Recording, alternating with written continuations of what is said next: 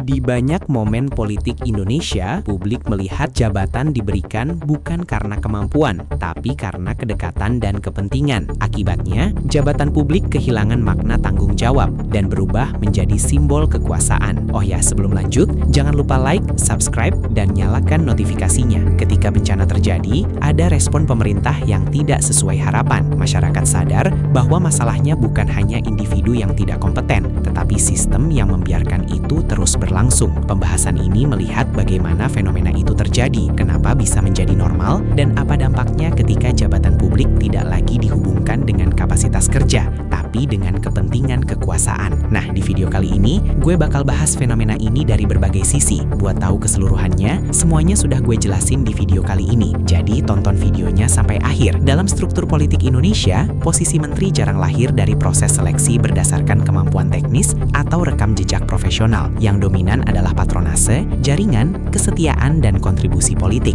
Jabatan menteri lebih sering dibentuk dari negosiasi, bukan meritokrasi. Sistem ini berjalan seperti mekanisme bagi-bagi kekuasaan yang sifatnya transaksional, bukan profesional. Orang yang dipilih menduduki kursi bukan karena menguasai bidang yang mereka pimpin, tapi karena mereka bagian dari kepentingan politik yang lebih besar. Prinsip yang bekerja bukan siapa yang paling mampu menyelesaikan masalah bangsa, tapi siapa yang paling diperlukan untuk menjaga stabilitas politik atau siapa yang harus diberi posisi karena sudah berkontribusi dalam kemenangan kelompok tertentu. Akhirnya, kabinet bukan dirancang sebagai tim ahli, tapi sebagai peta kekuasaan. Setiap kursi menjadi representasi partai, kelompok bisnis, jaringan loyalis, atau agenda politik tertentu. Dalam kondisi ini, kompetensi selalu berada di urutan belakang. Yang utama adalah loyalitas dan posisi di dalam struktur kekuasaan. Ketika seseorang menteri ditempatkan bukan karena kemampuan, efeknya terasa di kebijakan publik. Keputusan yang muncul sering tidak didasarkan pada pengetahuan teknis atau pemahaman mendalam mengenai sektor yang mereka pimpin. Mereka bekerja dengan perspektif yang terbatas dan hanya memprioritaskan kepentingan politik yang menopang posisi mereka. Bukan kepentingan publik yang muncul, bukan kepemimpinan yang kuat, bukan visi jangka panjang, tapi administrasi yang bertugas mempertahankan citra dan stabilitas politik bagi kelompok yang menunjuk mereka. Fenomena ini bisa dilihat ketika seseorang tanpa latar belakang kehutanan menduduki posisi menteri kehutanan. Pertanyaan masyarakat bukan sekedar soal latar belakang pendidikan, tapi soal ketidakhadiran kompetensi teknis dalam posisi strategis yang mempengaruhi ekosistem hutan, kebijakan lingkungan hidup, tata kelola lahan, dan mitigasi bencana. Ketika posisi strategis seperti ini diisi oleh orang yang tidak memahami sektor yang mereka pimpin, kerusakan lingkungan bukan lagi potensi, tapi konsekuensi. Banjir besar, deforestasi yang tidak terkendali, konflik lahan, atau gagalnya mitigasi bencana bukan sekedar peristiwa alam. Banyak dari itu adalah hasil dari pengelolaan yang salah, lambat, atau tidak berbasis data. Ketika seseorang yang tidak punya pemahaman teknis terhadap masalah di lapangan memegang kewenangan penuh, kebijakan yang lahir sering terlambat, tidak tepat sasaran, atau hanya bersifat reaktif. Dan ketika kebijakan gagal, publik tidak hanya kehilangan kepercayaan, mereka merasa dikhianati. Patronase politik juga menciptakan lingkungan di mana kritik dianggap ancaman, bukan koreksi. Karena posisi didapatkan bukan dari kemampuan,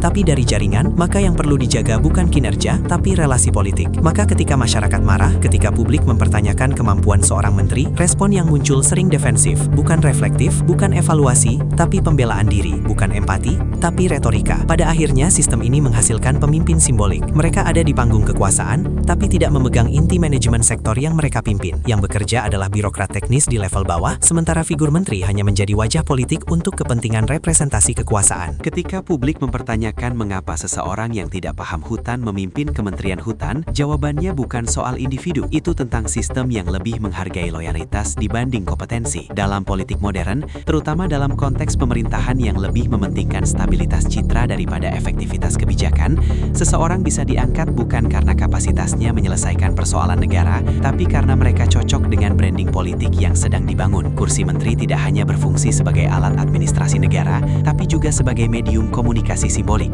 Pemimpin yang ditempatkan di posisi strategis sering dipilih untuk menciptakan kesan tertentu di mata publik, bukan untuk menghasilkan kebijakan yang berkualitas. Ketika seseorang dipilih karena narasi yang ingin diproduksi, bukan karena kemampuan teknis, makna jabatan publik bergeser. Menteri bisa ditempatkan sebagai representasi generasi muda, sebagai bagian dari identitas partai, atau sebagai simbol keragaman. Penunjukan seperti ini digunakan untuk membangun citra progresif, modern, responsif, atau dekat dengan rakyat. Pemerintahan terlihat bekerja, terlihat inklusif, atau terlihat adaptif terhadap perubahan zaman. Meskipun kenyataan di lapangan tidak selalu mencerminkan itu. Di titik ini, jabatan publik berubah menjadi etalase kekuasaan yang dinilai bukan dari kinerja, tapi persepsi. Tidak penting apakah yang dipilih memahami sektor yang dia pimpin, selama kehadirannya bisa memperkuat pesan politik tertentu. Pemerintahan kemudian berjalan dalam ruang komunikasi, bukan dalam ruang solusi. Menteri hadir sebagai wajah kampanye yang diperpanjang, bukan sebagai pembuat keputusan strategis yang memahami kompleksitas sektor yang ditanganinya. Ketika publik akhirnya melihat dampaknya, kejadian di lapangan justru memperlihatkan ketidakselarasan antara citra dan kemampuan. Di kasus banjir besar yang terjadi di Sumatera dan Aceh, masyarakat tidak hanya menghadapi bencana yang merusak rumah, kehidupan, dan lingkungan. Mereka juga berhadapan dengan kegagalan pengelolaan sumber daya alam. Di situ, publik melihat kontras antara branding politik yang sebelumnya dijual dengan realitas yang terjadi. Ketika pejabat hadir ke lokasi dengan respons yang tidak sesuai, rasa kecewa berubah menjadi kemarahan. Respon publik itu muncul bukan karena mereka sekedar tidak suka figur tertentu, tapi karena ada ketidakselarasan antara simbol dan tanggung jawab. Mereka melihat seseorang yang memimpin sektor penting,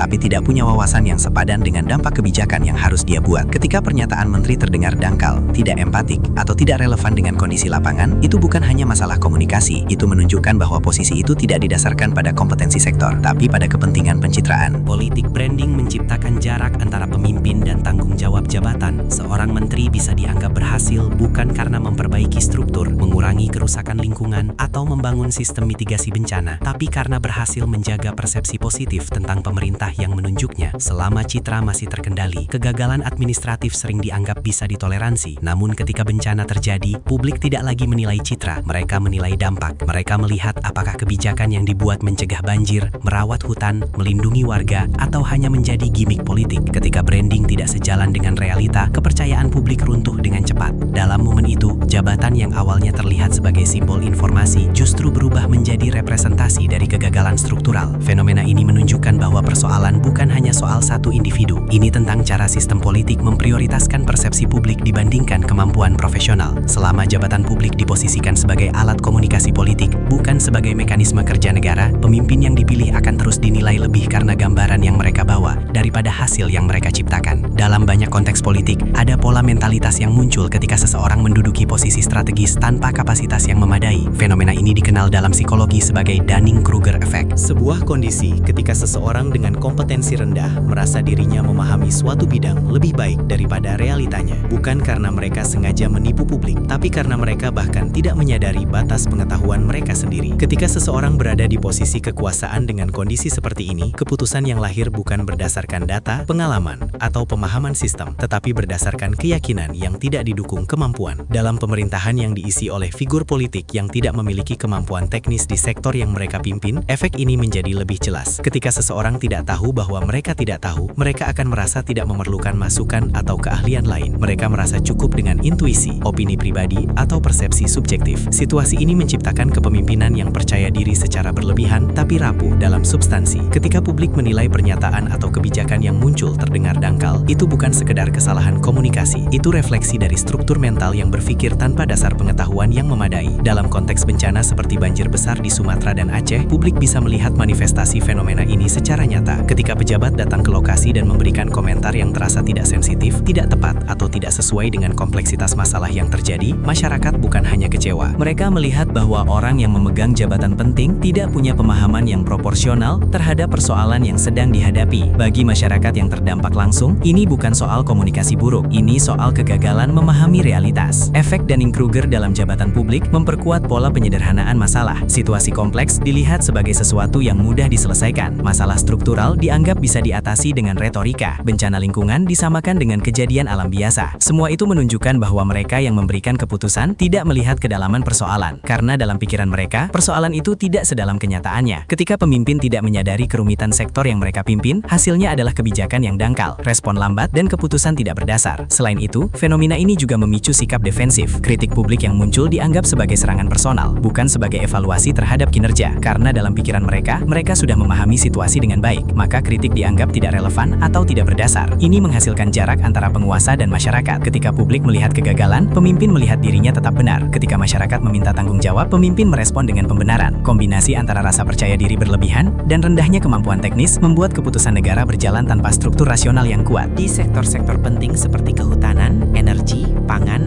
infrastruktur, kondisi ini berbahaya karena setiap keputusan politik mempengaruhi kehidupan nyata jutaan orang. Ketika pemimpin tidak memahami konsekuensi kebijakan mereka, kerusakan yang terjadi bukan hanya administratif, itu bisa menjadi kerusakan ekologis, sosial, dan bahkan moral. Pada akhirnya persoalan ini bukan sekedar tentang satu jabatan atau satu periode kekuasaan. Ini tentang pola yang terus berulang karena tidak ada koreksi serius dalam sistem. Selama jabatan publik diperlakukan sebagai ruang negosiasi politik, bukan sebagai posisi yang membutuhkan kompetensi dan tanggung jawab, publik akan terus menghadapi kegagalan yang sama. Kritik dan kemarahan mungkin muncul setiap kali bencana terjadi, tapi tanpa perubahan struktur, itu hanya menjadi siklus yang berulang. Dan selama tidak ada akuntabilitas yang nyata, jabatan tetap aman, sementara masyarakat yang menanggung akibatnya. Well, gimana menurut kalian tentang fenomena ini? Tulis pendapat kalian dulu di kolom komentar. Terima kasih sudah nonton video ini, sampai ketemu di video selanjutnya.